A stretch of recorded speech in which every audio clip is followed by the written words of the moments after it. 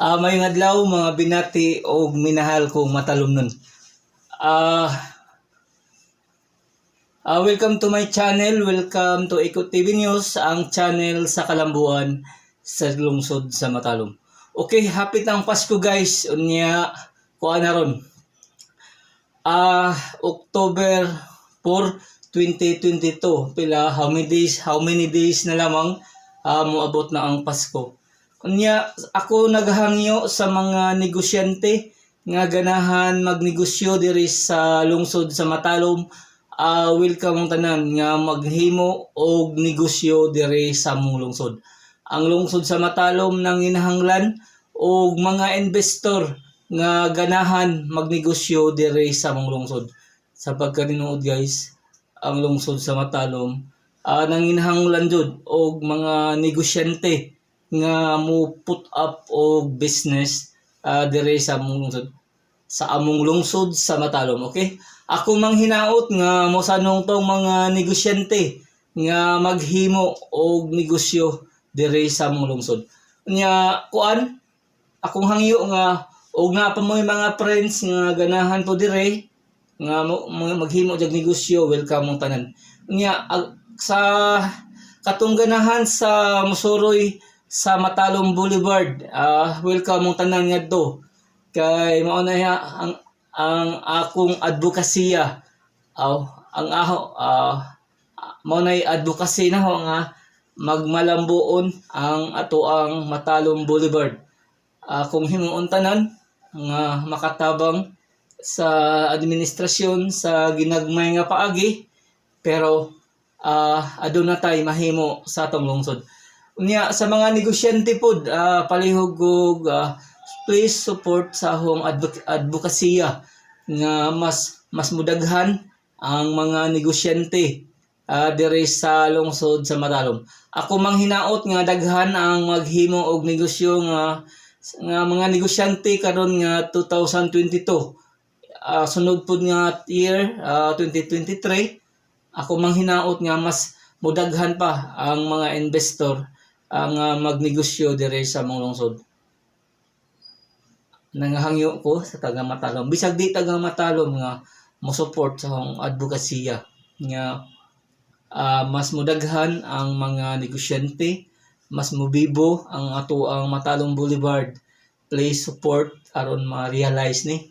Unya punpon guys, nanapud tay terminal nga pagahimoon sa atong administrasyon. Ato ni mahimutang sa kuan guys, diha sa diha mo agi sa Barangay San Pedro dayon libot sa ato ang Port of Matalom. Nya mo lusod diri sa Barangay Santo Niño.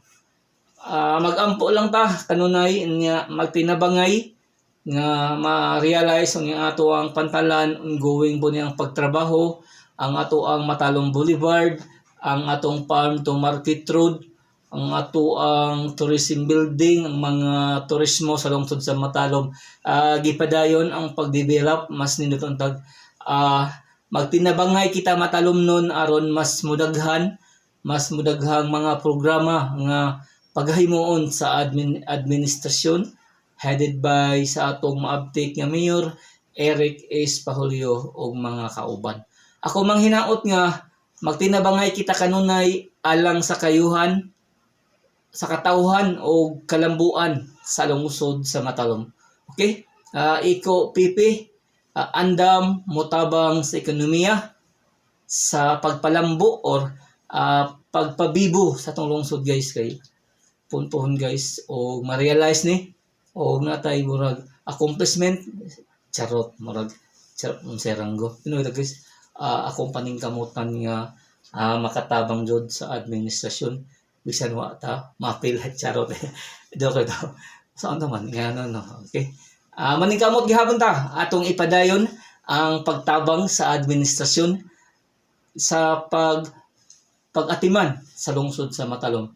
Bisan ni ani akong murag sa akong level nga kinabuhi, pero siguro aduna tay mahimo sa pagtabang sa lungsod o sa mga katawhan sa lungsod sa Matalom. Once again, please support sa akong advokasya nga magmalambuon ang atong Matalom Boulevard, mas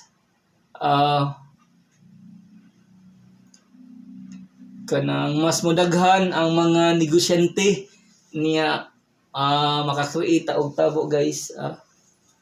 Mas lamay lagi pero basin natay matabang ingana nga kuan, ingana nga mga kuan tong mga damgo, pero atong paningkamutan nga makatabang sa administrasyon, makatabang sa katawhan, ilabi na sa atong mahal na lungsod sa Matalom. Once again, o ganang ang ato ading kanang kalahi adunay gihimo nga mga programa kas for work muna sa tupad nga mo trabaho nga nani sa matag barangay hatagan og murag pinansyal niya, magdepende na sa kung unsay ilahang available nga paghahimuon para makabayaran sila sa government or maghimo sila livelihood program.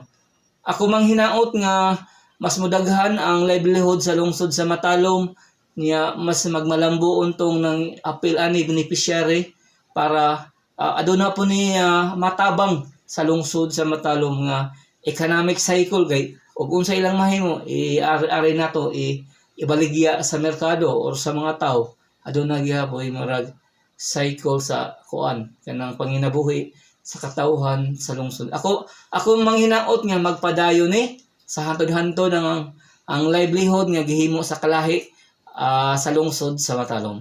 Iko pipi andam motabang sa katawhan, andam motabang sa lungsod ug moserbisyo sa tanang taga Matalom. Once again, Advance Merry Christmas o mabungahong bagong tuig kanatong tanan Matalomnon. Okay, Happy Tuesday niya October 4, 2022.